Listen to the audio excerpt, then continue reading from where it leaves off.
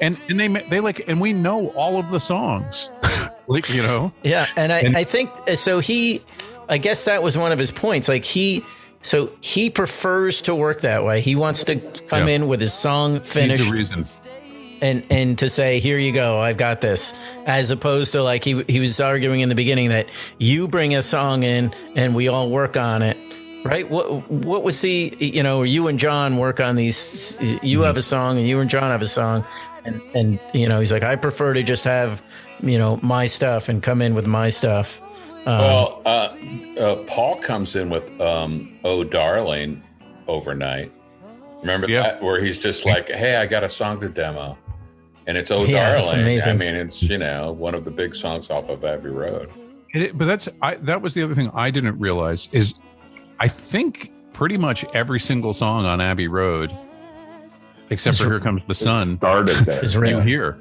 No, not a lot of them. One. No, Come Together. You know, come together. They did. Come Together. And there's also like, you know, what's the other one that John does? I Want where You. Just like It's so heavy. He does that. No, he does that. No, but he doesn't do Sun King. Well, that's not. Yeah, but they do. They're Her Majesty. Like, I mean, there's very little they don't do. Yeah, they do a lot of it. It's funny how like long those songs were in the can waiting to go. Well, they're not. No, Here Comes the Sun, but there's something. He does Here Comes the Sun because he says that. Dun, dun, dun, and he do that, or maybe that's in something. No, he did it in something. I don't know. But so Mike, you got to remember this is January. Abbey Road comes out in August, maybe not even that late. So it's they come back and do, like, probably when Magic Christian is done, they come back and do Abbey Road. Like, they do Abbey Road, I want to say in April. Yeah, and it makes me think that like George Martin probably said to them, "Listen, guys, you still have a lot of great songs in the can. Let's do them like we used to do them, and let's make a real George Martin." I don't know about used to do. Do you think that was? But the thing that I find, which is one of the cruxes of the whole movie, which is, you know, Paul just complaining that like, all we do is we just like record, we just like do albums, and we don't do any, like, no one sees us. No one sees us. And you know, you could see John just being like, so, you know. No, John's like, I want to connect with people. Right? That's why we want to play live. But like, he's not looking to do some kind of huge show. Yeah. Somewhere where like there's multi-thousands of people there. He you know, he would be more into doing videos and you know, things that show on television, things like that, than, you know, doing a big tour and sound collages, you know. So just to my quick cheat here. So the last day they record what is the Let It Be sessions, January 31st. First day of Abbey Road sessions, February 22nd. Oh my God! How about that? A month later. That's amazing. Yeah. So Ringo was doing the Magic Christian, was making the movie. I think in that month, also they're signing on with Alan Klein. Yep. Like he ends up being George ends up sagging off, going into the office because of everything that was going on with Klein. Goes into the garden and writes "Here Comes the Sun" in Eric Clapton's garden during that period, and comes walking into the Abbey Road sessions with that one. That's when that gets written. One thing that I thought was interesting where they were really hot on Get Back, and they're just like, let's do it like we used to do, and just, you know, record it, put it out.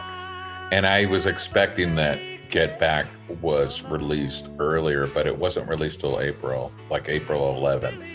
And it debuted at #1. So like they knew they had lightning in bottle, and they were like, let's just get it out there. But it did seem to take a little while. April. I thought it was wild how it would go from like, Paul's like, going over one of his songs. They just, they're just working out, and then it's just like, yeah. And then I got this other one, and he sits down, and it's just like, and he bangs out like "Let It Be," and then and then he goes like, and then here's another, and it's just like the next day he's like, and then I got this one, I'm like, he is just in this zone of creativity. They've been in that zone since 1962. It is fucking unbelievable. But going back to, Paul's kind of like mastery of, the piano and melody and everything. When you think about a song like The Long and Winding Road, it's evocative of a mood, and it's just a profound melody. And lyrically, there's not like, you're not sure exactly, he's not sure exactly what he's really trying to say with it. The one thing that also I think the movie doesn't say is right. The sessions ends. Glyn John then puts together the album, and then the Beatles reject it. Who was his other session with that he had to go back to LA for? We know. Good question. But I thought they don't make reference to it, but you see how the record he just finished was "Let It Be." I mean, "Let It Bleed." Or was Beggar's Banquet. Sorry, Beggar's Banquet. He's just finished Beggar's Banquet, and you see John has a copy of it. I thought it was very telling that they show Glyn Johns being not like cool with Alan Klein, just being like, don't you think that was kind really of a cool. weird guy? He's kind of yeah. He's kind of weird, and he's like, I don't know. He said all these great things about what we could be doing. And he's like, here's what I think about Alan Klein. He's the type of person, like, he asks you a question and you start to answer it. And if it's not what he wants to hear, he changes to another subject. He changes, you right in mid-sentence. Yeah. And I thought that was very telling. Yeah. Glyn Johns saw through this guy. Peter Jackson has said, he said after seeing all the footage, he believes the reason the Beatles broke up was because of Alan Klein. So I could see where he would have, put in that piece of conversation too. Oh yeah, right? Anything to do with Alan Klein. He puts a picture of Alan Klein with his big pot belly, and that. It almost every time you bring up Alan Klein, it's like you start yelling no at the screen. Yeah, and I want to see. I want to see a younger Bob De Niro playing Alan Klein, like Raging Bull era, where he puts on the weight and plays Alan Klein. Like, that's. All right. Well, hey, I'm done. Nice. Peace out. Yeah. Yeah, it's late.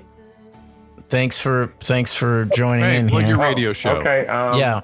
Uncle Ray's Psychedelic Soul is on RadioValencia.fm. Thank you, John. On Mondays at 2, which means it's on Mondays at 6 on the East Coast. Actually, it's on at 5, but John has a show too. We unfortunately have a show at the same time. And I love that you said that the person on your station got all bent out of shape with you telling people about mine. So thank you. We'll be listening out for it or looking out for it. Thanks, Ray. It's great talking about Thanks this. for joining. I'm dying to do this with anyone. Yep. It's best with you. Thanks again for joining us on this special edition, this of the Beatdown, the roundtable discussion.